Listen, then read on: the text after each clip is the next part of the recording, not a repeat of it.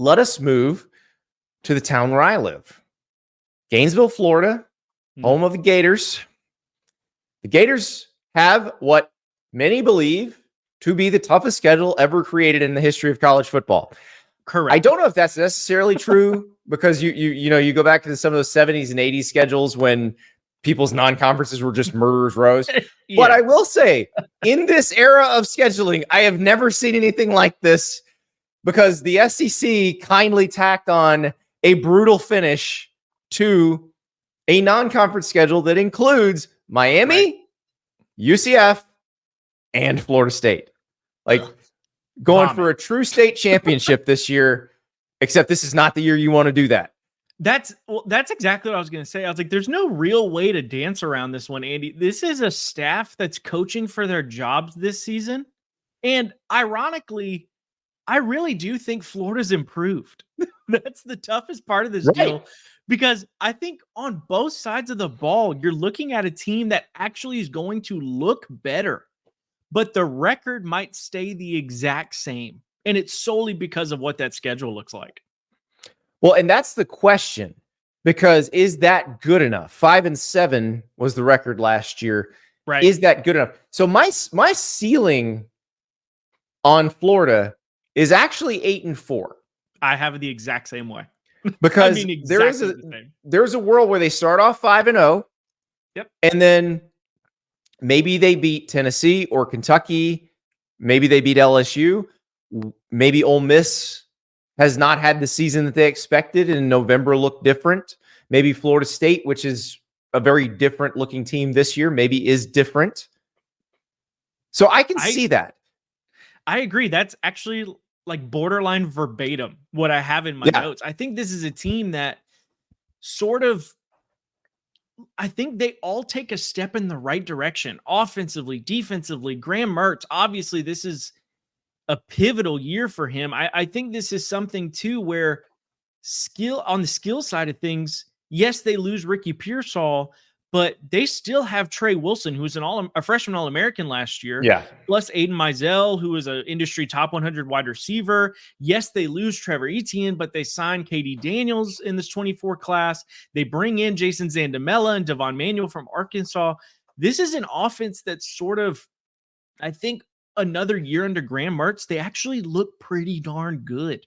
And defensively, I think it's sort of the same thing. Yes, they lost a lot of pieces in the portal, guys like Kamari Wilson, Prince Umanmielen, but they go out and they bring in some solid talent. Jameer Grimsley, they end up flipping from Alabama. DJ Douglas from San Diego State. Triquez Bridges from Oregon. They bring in a 5-star in LJ McCray. Joey Slackman, who was one of the biggest defensive tackle prospects in the portal. Right, from Penn. And these are guys that could come in and play pivotal roles for both sides of the ball. I think 8-4 is extremely doable, but it's going to be on Graham Mertz's shoulders. And here's the kicker to this, Andy, and I think you're going to go in this direction as well. If Graham Mertz isn't doing the thing in the first 3 or 4 games this year, the pressure for DJ Lagway will be enormous. Yeah, they're going to have to put the fans will be screaming the name 100%. Well, if we're talking freshmen who should contribute quickly on offense, Jaden Baugh is the name you need to know. He's a giant running back who had a lot of really good options coming out of high school and picked Florida, and in the spring game looked like a guy who had a lot of really good options. He looked like he could play right away. So offensively, I'm not as worried about them as I am defensively. Like this has not been a good defense at Florida really since Dan Mullen's first year. Yeah. Like they've just not been very effective defensively. Sure. And losing Prince Emmanuel and hurts, you get Shamar James back, who Shamar James is a fantastic player. He's going to be an NFL player. Miles Graham comes in as a freshman. He looks like $1 million. We'll see how he winds up playing. But LJ McCray, you mentioned 5-star edge rusher. If some of those guys hit, they're better. Agreed. But like you said, better may not mean anything in terms of record. Better may still mean 5-7 or 6-6. So here's how I say you judge that. Because I think 5-7, I'm not sure you're keeping Billy Napier. I agree. Because at that point, he's kind of shown you what he is. You can say always trending better, but like Sure. 3 500 seasons, you're a 500 coach. Like, absolutely. that's Andy, what you are. Andy, I'll ask a question to you. Is there a world where Billy Napier gets the axe in the middle of the season? Do you have a schedule, or do you have a record that he could go to where you say, there's a way that happens. And so let's get to the floor, because the floor is real bad. Right. The floor for Florida is 3-9. I completely agree with you. And here's look at that schedule. My goodness. Because here's the part I don't know that people understand. Like Miami, we've talked a lot about Miami. Their roster is good. Like, there's no two ways about it. Their roster is good.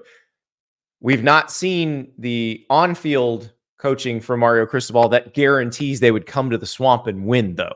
Like, I'm not looking at that as a game that Miami just comes in and easily beats Florida. Yeah, I'm looking at that as a toss-up completely. Agreed. So, but Miami probably has the better roster. Sure. Texas A&M is not a gimme.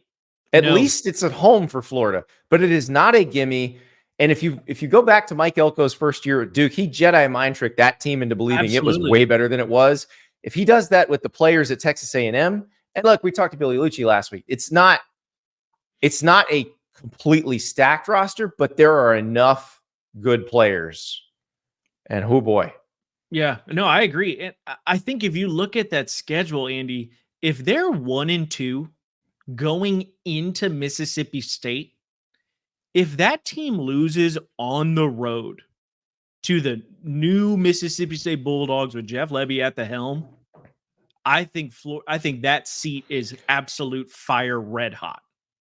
Oh, I think that could be the line. Even if you survive that one, let's say you lose 2 of the first 4. Sure. If you lose 2 of the first 4 and then you lose to UCF, that's the ultimate. That's got to be it. For Florida, like, losing to UCF in the Swamp would be as embarrassing as it can get. And I'm here to tell you guys, UCF is pretty good this year. 100%. KJ Jefferson came to the Swamp last year with an Arkansas team that probably wasn't as good as this UCF team and won. Yes. Andy, there's a world where that Florida team goes 0 in state. Lose to Miami, lose to UCF, lose to Florida State. Very realistic. Yep. That's the one that scares you. At Tennessee, look, if it were at the Swamp, I'd be like, hey, I'm picking Florida to win this game. Tennessee has whatever bad juju's going on in Gainesville. They can't figure it out. Right. But Tennessee's been able to beat them in Neyland. So I'm not even giving Florida the grace on that one. Yeah. And I think Kentucky's a big one too, because Kentucky has looked like the better team when they have played Florida in the Billy Napier era, dominated them last year, and then they didn't exactly dominate them the year before, but they went down to the Swamp and beat them. So it's I completely agree. That's where it is. If they can be above 500, and then in those games at the end of the season, Texas, LSU, Ole Miss, Florida State, Georgia, and you're playing tight in some of those games, you're playing above, punching above your weight. Right. That's how Billy Napier makes it through this year. Agreed. And I think the kicker that we're not really talking about too is, let's say they do go on that 2-2 skid to start the year. Do they lose to UCF? I don't know. What does DJ Lagway do to this team? Does it turn them into a completely different animal? Does it jumpstart the team, make them believe in something again? I don't know. But either way, I think if it gets to that point, I don't see Billy Napier as the head coach of this team at the end of the year. Yeah, and it's tough because people really seem to like Billy Napier. Right. And, you talk to people in the coaching community, everybody loves him. Yep. But if you are a 500 coach every year for 3 years, there's a good chance you're just a 500 coach. Right. At the end of the day, it's about wins and losses. And if you can't produce wins, that's what happens. Thank you so much for watching. Just a reminder, subscribe to this channel right here so you never miss an episode of Andy Staples on 3. And oh, by the way, watch all the other great videos on the On3 Sports YouTube channel.